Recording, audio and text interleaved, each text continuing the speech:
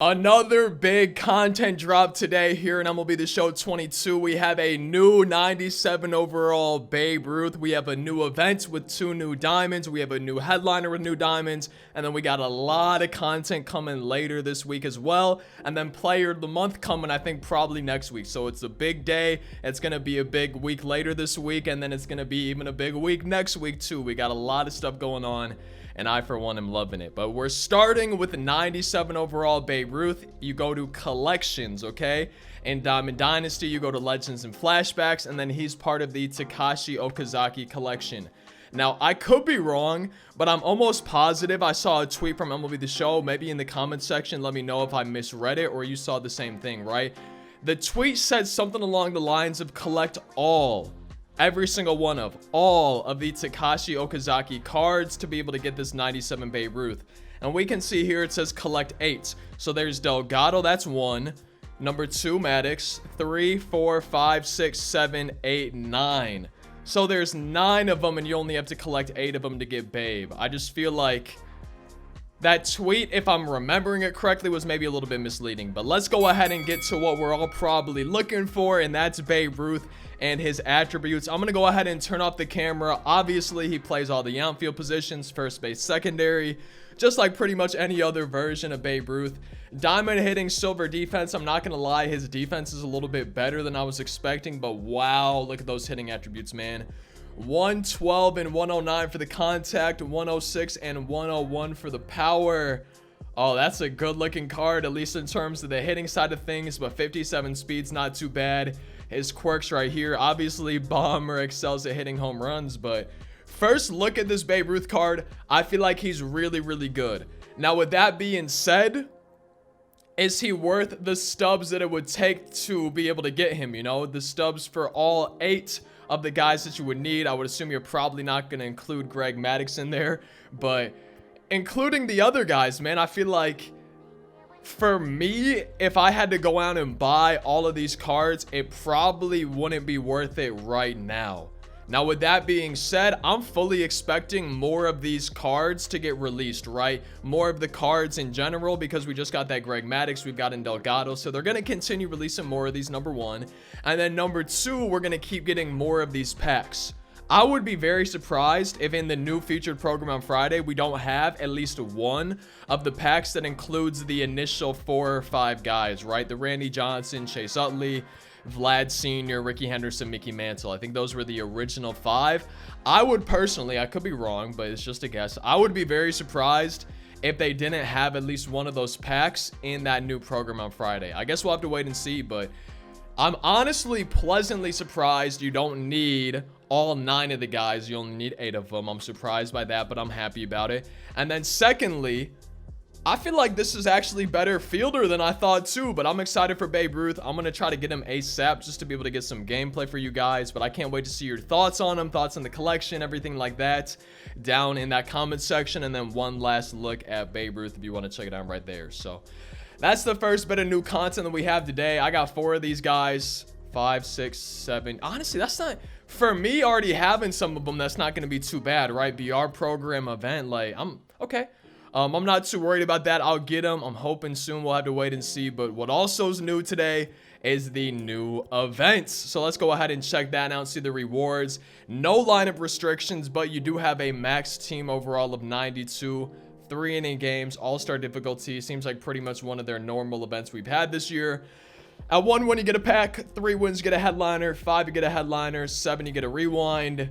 10 wins, you get a 93 overall Cliff Lee. And the only thing I'll say about these rewards is we are about to get on Friday at least 30 diamonds that are 95 or higher. I'm pretty sure they're all 95, but maybe we'll get some more that are even higher, or 93, 94. So it's kind of sad for me because I feel like I'm not really going to use Cliff Lee or Jimmy Rollins unless they play way better than one of those cards. But we got a Cliff Lee right here.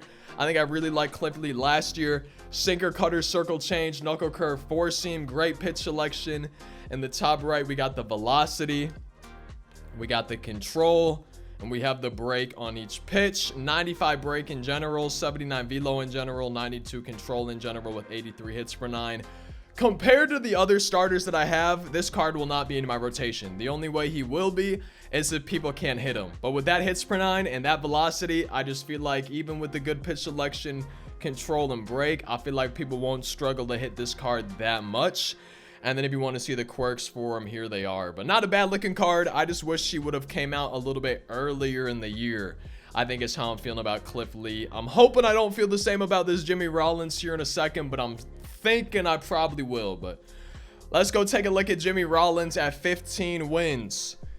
75 and 122 for the contact, 62. Oh man, this card will be maybe, I don't know, 77 power versus lefties. I feel like I would use this card off the bench versus lefties, but if I'm using a guy off the bench versus lefties, I would rather have power than contact. But either way, Jimmy Rollins, really good contact versus lefties. Diamond defense right there to go with 87 speed.